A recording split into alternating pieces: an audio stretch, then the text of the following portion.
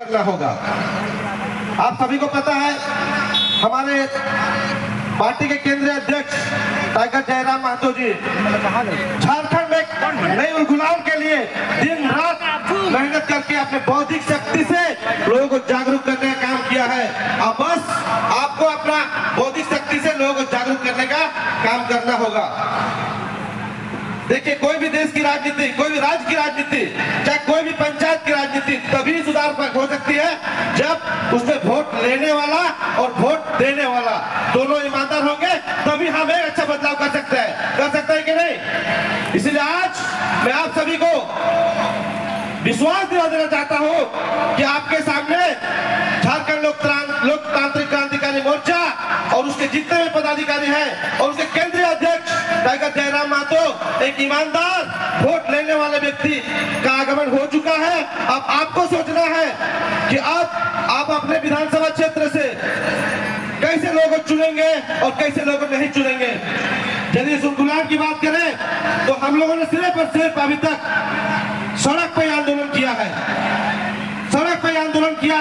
और इस सड़क के आंदोलन को हम लोग सदन में पहुंचाना चाहते हैं। और इसीलिए आज हमने एक समूह बनाया है और एक पार्टी बनाया है और उस पार्टी का नाम है झारखंड लोकतांत्रिक क्रांतिकारी मोर्चा।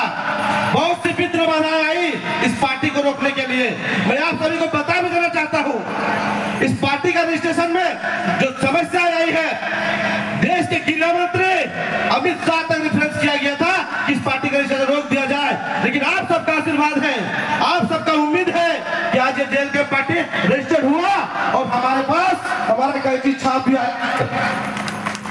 ये आप सबका उम्मीद है, ये आप सबका आशीर्वाद है कि आज झारखंड में एक नई पार्टी का उदय हुआ है। और ये पार्टी लिख के ले लीजिए, आने वाले 20 साल में झारखंड की सबसे बड़ी पार्टी होगी और इसके लिए आपको संकल्प लेना होगा।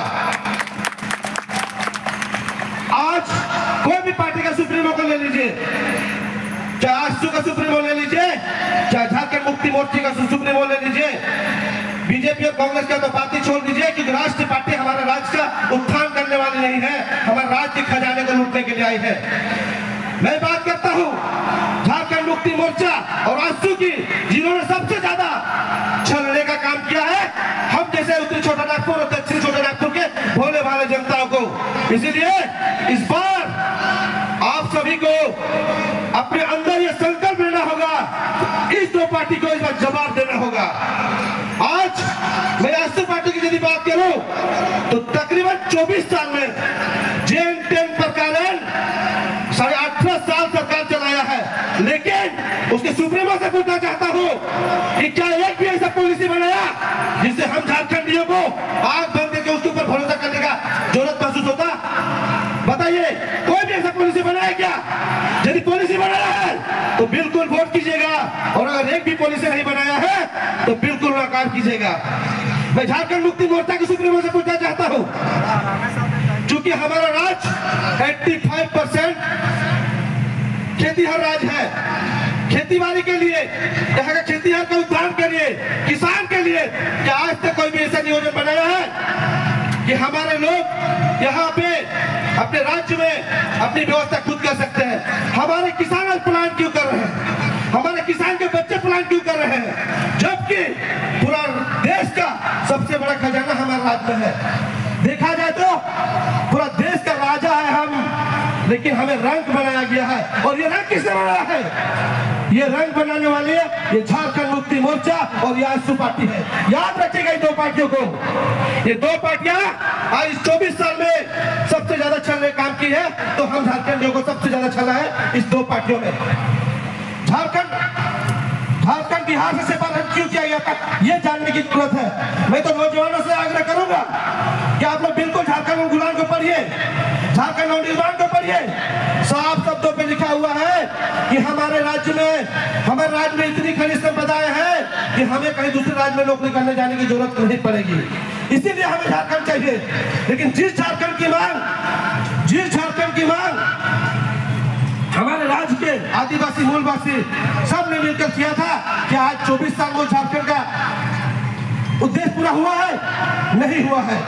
आज तकरीबन 2.5 से 3 साल में हमारे जेबीकेएस और जेल के केंद्रीय अध्यक्ष टाइगर जयराम महतो ने एक युवाओं को, एक वृद्ध को, हर वर्ग के, बच्चा से लेकर बूढ़ा तक, महिला से लेकर के जुआ तक सबको जागरूक करने का काम किया है। सिर्फ इसलिए क्योंकि वोट तंत्र जिंदा रहना चाहिए, और वोट तंत्र में, लोकतंत्र में वोट तंत्र तभी जिंदा रहेगा जब हम अपना वोट स्वतः ईमानदारी से, निडर और निष्पक्ष होकर देंगे।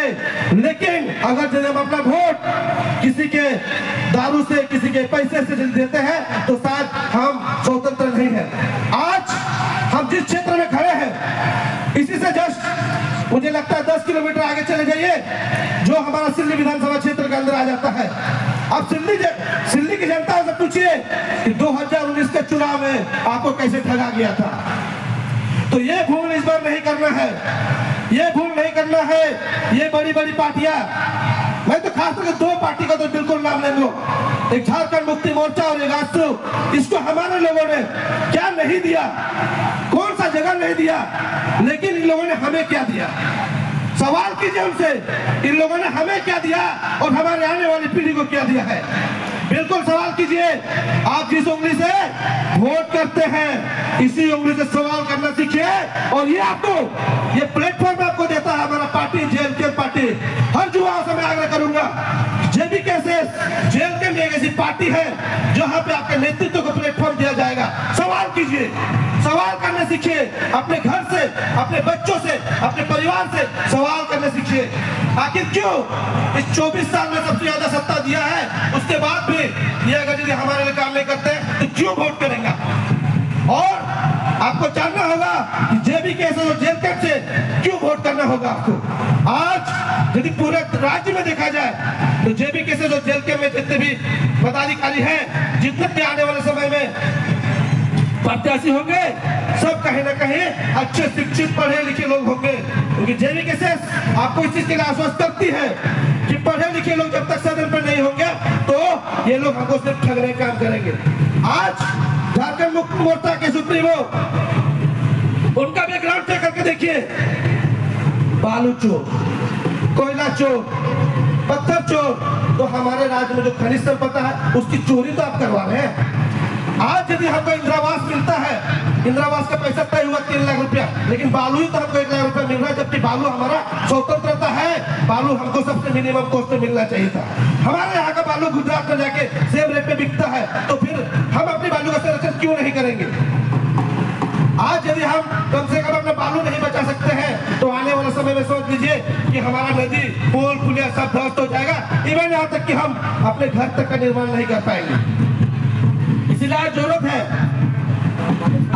है कि हमारे पास हमारा धरोहर, हमारा जो संसाधन है, इसको हमको बचा कर रखना होगा।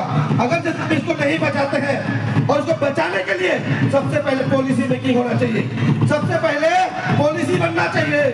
हमारी धरोहर को बचाने के लिए, हमारे संस्कृति को बचाने के लिए सबसे पहले पॉलिसी बनना चाहिए। तब जाकर के हम और हमारी आने वाली पीढ़ी को एक अच्छा सुशासन व्यवस्था, सुशासन राज दे सकते हैं।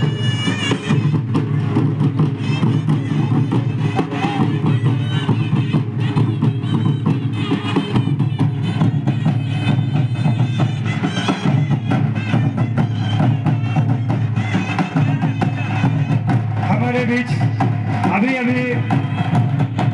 हमारी बहन पूजा महतो जी का भी आगमन हो चुका है। हमारे मुख्य वक्ता के रूप में आज